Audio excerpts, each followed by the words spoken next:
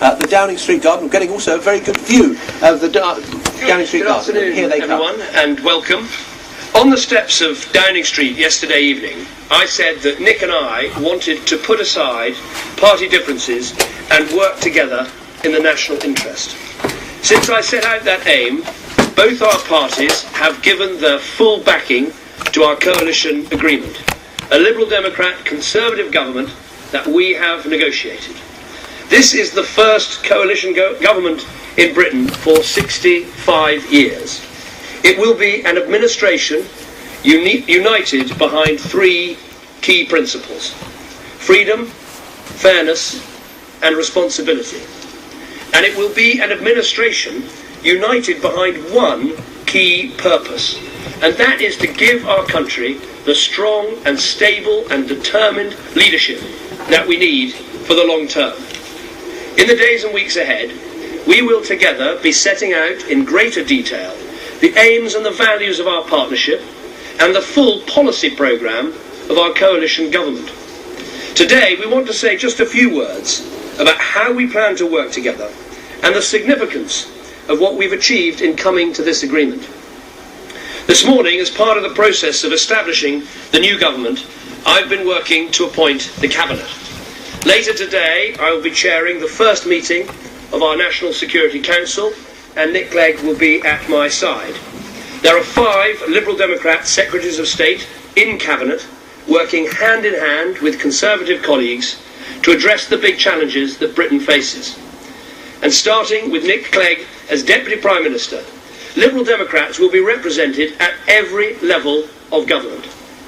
I think this is a sign of the strength and depth of this coalition and our sincere determination to work together constructively to make this coalition work in our national interest. We have a shared agenda and a shared resolve to tackle the challenges our country faces, to safeguard our national security and support our troops abroad, to tackle the debt crisis, to repair our broken political system, and to build a stronger society.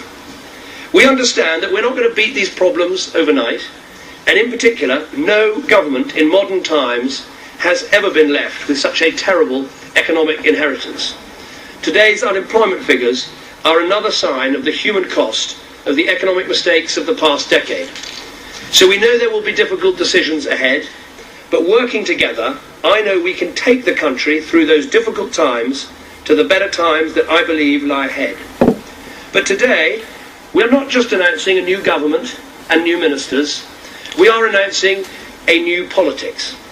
A new politics where the national interest is more important than the party interest, where cooperation wins out over confrontation, where compromise, where give and take, where reasonable, civilised, grown-up behaviour is not a sign of weakness, but a sign of strength.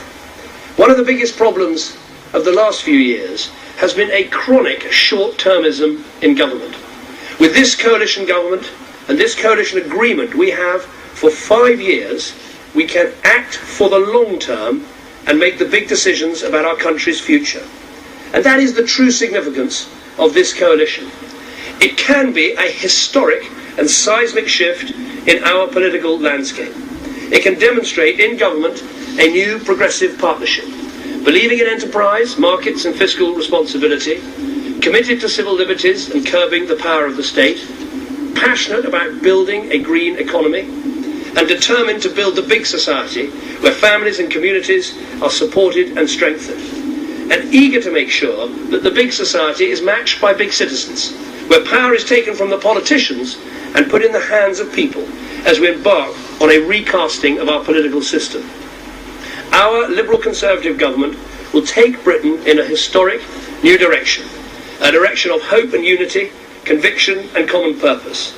I'm delighted to be standing here with the new Deputy Prime Minister, the two of us together leading this historic Liberal Democrat Conservative administration.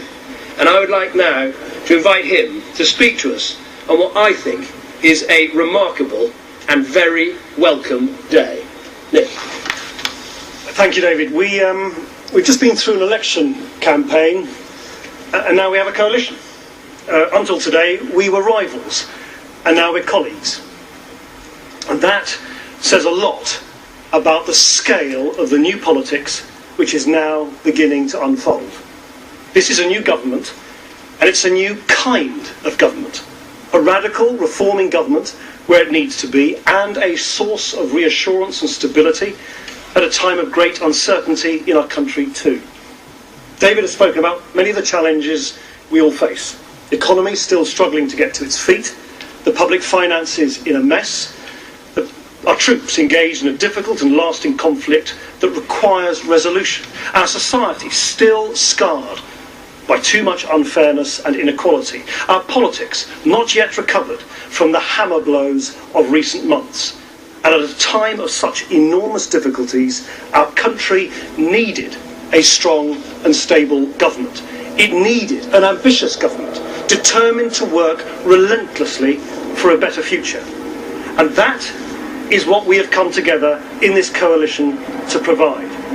This is a government that will last. Not because of a list of policies, important though they are, not because it will be easy. There'll be bumps and scrapes along the way. We are different parties and we have different ideas. This is a government that will last despite those differences, because we are united by a common purpose for the job we want to do together in the next 5 years. Our ambition is simple and yet profound. Our ambition is to put real power and opportunity into the hands of people, families and communities to change their lives and our country for the better. And for me, that's what liberalism is all about. Ensuring that everybody has the chance, no matter who they are, where they're from, to be the person they want to be, to live the life they want to live. And you can call it fairness, you can call it responsibility, you can call it liberalism. Whatever words you use, the change it will make to your life is the same. You will have the opportunities you crave.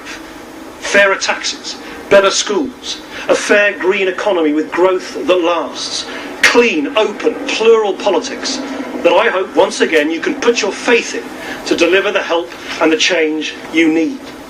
I want this to be a bold, reforming government that puts fairness back into Britain. A government that restores our faith in what a healthy, strong society can achieve. A government that takes power away from politicians, as David said, and gives it back to you. A government which hands back your liberties and your privacy. Building a nation where parents, pupils and patients can shape our schools and hospitals, where fine words on the environment are finally translated into real action, where social mobility becomes a reality for all, where the great British traditions of tolerance and fairness are restored. And I came into politics to change politics and to change Britain for good. Together, that job starts today. Thank you. Thank you very much. We may not be able to take as many questions as at a normal press conference because we're still actually appointing members of the government, but we will do our best. Perhaps if we could start with Gary Gibbon. Thank you very much, Nick. Gary Gibbon, Channel 4 News. We all thought this coalition was a sort of accidental result of the election result on Friday, but you seem to be making it sound like it's a mission, that it's something that could carry on. It's a new dynamic that lasts beyond this arrangement. Do you think coalitions are a good thing, a bad thing, a necessary evil, a leap in the dark? Well, let me start before hand over to Nick. I mean, you talk about this arrangement. This is a 5-year arrangement. What we find, I think, so exciting about this is there's the prospect of having a 5-year government, a 5-year parliament, taking the difficult decisions that need to be taken in the long-term interests of the country. I think that is absolutely a key. The other point I make is this. We did both have a choice. We looked at the option, and we talked about it extensively about a minority government backed with a confidence and supply agreement. And we had a meeting about it over the last couple of days. We just sort of looked at it and thought, this is so uninspiring. We could do it. It might last for a month or 6 months or maybe a year or perhaps a bit longer, but it's not actually going to do what we came into politics to achieve. We want to give the country good government. We want to sort out the problems of the debt and the deficit and the problems of public services. This wouldn't have done anything. It might have put me in here, in there, but it wouldn't actually mean anything. And we both looked at each other and said, this is really uninspiring. Let's aim for something bigger and better so we can actually change the face of politics and get something done. That is really worth it. Well,